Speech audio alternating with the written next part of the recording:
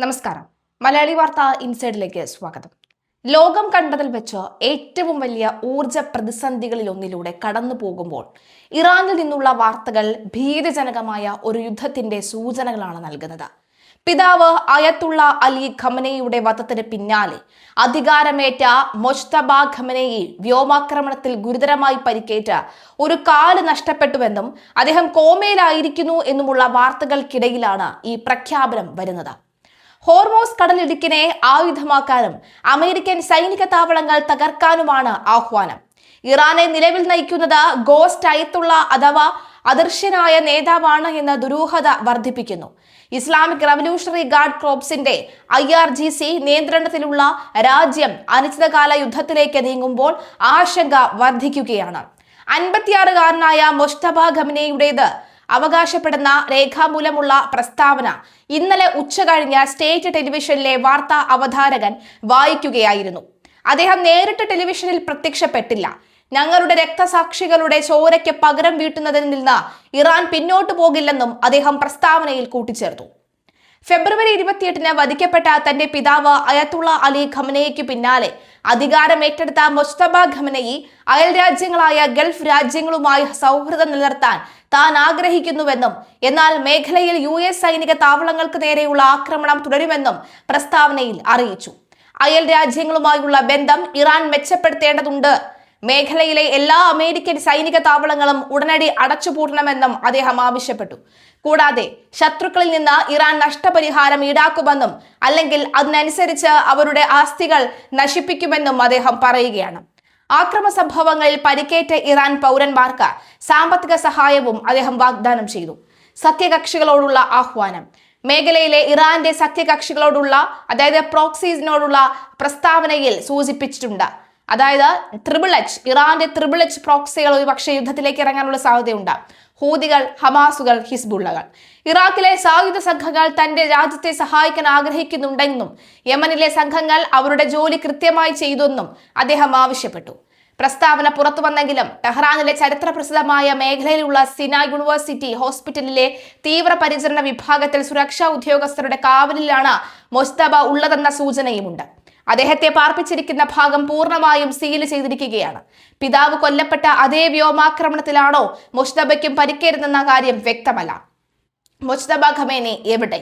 ഇറാന്റെ ആരോഗ്യമന്ത്രിയും രാജ്യത്തെ പ്രമുഖ ട്രോമ സർജനുമായ മുഹമ്മദ് റസ സഫർഗണ്ടിയുടെ മേൽനോട്ടത്തിലാണ് പുതിയ പരമോന്നത നേതാവെന്ന പേര് വെളിപ്പെടുത്താൻ ആഗ്രഹിക്കാത്ത ഒരു ഉറവിടം വ്യക്തമാക്കി. 1980-കളിലെ ഇറാഖ് യുദ്ധകാലത്ത് ശസ്ത്രക്രിയകൾ നടത്തി 8 വർഷത്തെ പരിചയസമ്പത്തുള്ള ഡോക്ടറാണ് ഈ സഫർഖണ്ടി. ആ യുദ്ധത്തിൽ രാസായുധ പ്രയോഗത്തിൽ ഇദ്ദേഹത്തിന് പരിക്കേറ്റിരുന്നു.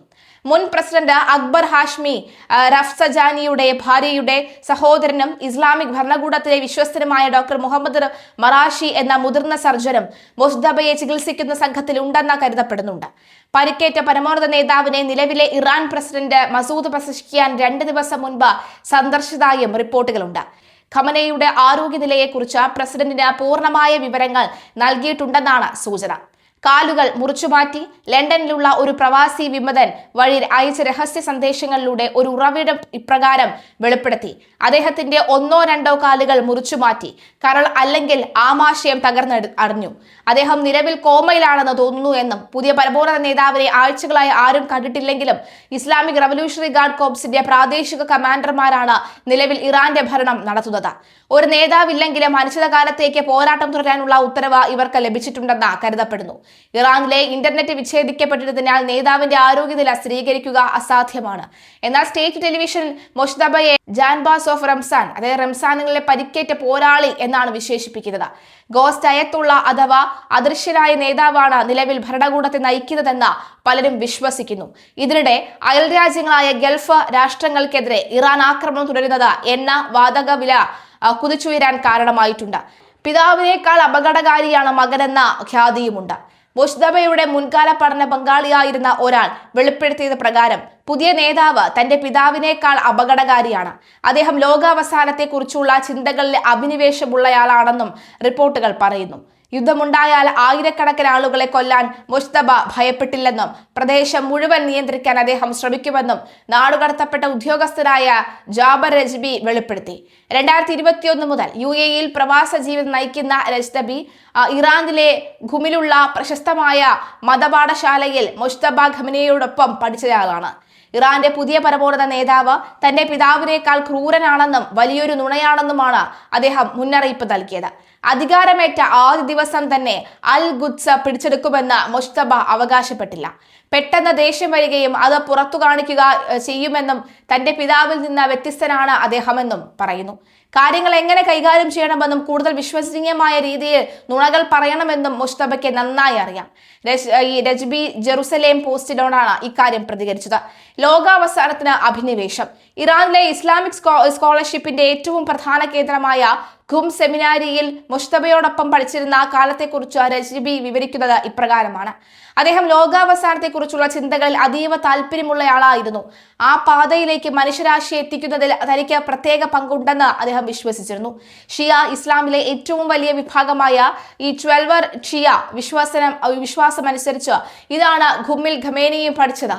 പറഞ്ഞിരിക്കുന്ന 12ാമത്തെ ഇമാമായ മുഹമ്മദ് അൽ മഹദി ലോകാവസാന സമയത്ത് മടങ്ങിവരുമെന്നും ലോകത്ത് അനീതി തുടച്ചു നീക്കി നീതി സ്ഥാപിക്കുമെന്നുമാണ് കരുതപ്പെടുന്നത്. പാശ്ചാത്യ ശക്തികളുമായുള്ള വലിയ ഏറ്റുമുട്ടലായി വ്യാഖ്യാനിക്കപ്പെടുന്ന മൽഹമ അൽ കുബ്ര ഉൾപ്പെടെയുള്ള വലിയ യുദ്ധങ്ങൾ ലോകാവസാനത്തിന് മുൻപ് നടക്കുമെന്ന് ഇസ്ലാമിക വിശ്വാസികൾ വിവരിക്കുന്നുണ്ട്. രജബി പറയുന്നു, ഖമേനി തന്റെ മതപഠനകാലത്ത് ആണവ വിഷയത്തെക്കുറിച്ചും സൈന്യത്തെക്കുറിച്ചും സംസാരിച്ചത് താൻ ഓർക്കുന്നു. വ്യോമ ആക്രമണങ്ങൾ മുസ്തബയുടെ ലക്ഷ്യങ്ങളെ ബാധിക്കില്ല.